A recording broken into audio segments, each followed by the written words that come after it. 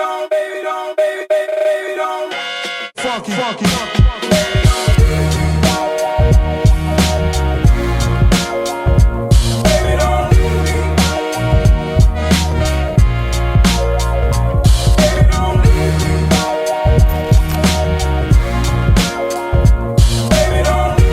Hey guys, Harsh here and welcome back to Technolobe. I've been using the Redmi Note 7 Pro as my daily driver for about a couple of weeks now, and a lot of you guys have asked me to make one particular video about it, that is the Google camera video, and today finally that day has come.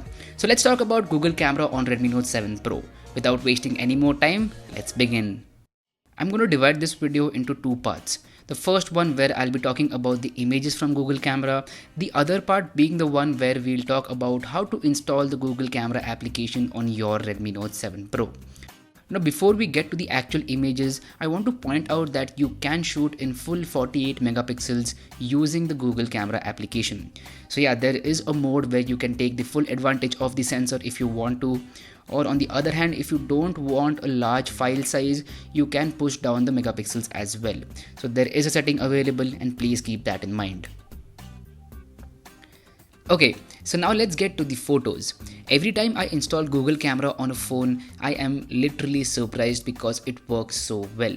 Now, I'm not saying that Google Camera is miles ahead of the stock camera application, but there are certain differences, and the first one is high dynamic range. So HDR mode on Google Camera application is way better as compared to the stock application, and that is clearly seen in the sample photos. Every time you get better dynamic range, and that is because of the HDR plus mode. It is very aggressive on Google Camera, and I have to say it works really well. There's one more key difference, that is in terms of the detail level and also in terms of the sharpness level. Like literally every time there is more detail from the Google Camera app as compared to stock application, and this is the case with any other smartphone out there. Like if you install Google Camera on any phone out there, you are going to get better detail level and also better sharpness. Even the colors are on point, they are not too saturated nor are they on the muted side. Now there is a setting that you have to change to get just the perfect colors, and we'll talk about that in the later part of this video. Now one place where Google Camera is way better as compared to the stock application is in terms of portrait mode. You can get some pretty awesome portraits from Google Camera, and this is the case for the front as well as the rear camera. So when it comes to portrait mode, there is no competition whatsoever. Google Camera is the clear winner.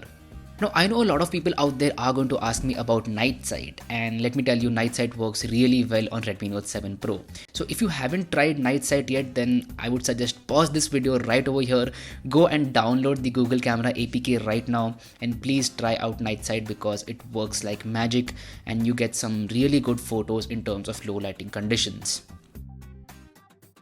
So as you saw throughout this video, Google Camera performs better than the stock application, and if you haven't yet, I highly recommend you to try it because it's like a free upgrade to your camera and it makes the camera experience very good. Now let's get to the part where how to install Google Camera on your Redmi Note 7 Pro. So there's one good thing, Redmi Note 7 Pro does support Camera 2 API. That's why all you have to do is download the Google Camera APK, install it, change a couple of settings, and you're good to go. I'll make sure to drop a link to the Google Camera APK in the description box below so you can download the APK after watching this video. Once you have the APK, the next thing that you need to do is install it, and then you have to change a couple of settings. So which settings do you have to change and why? So first up, you have to change the saturation levels. And how do you do that?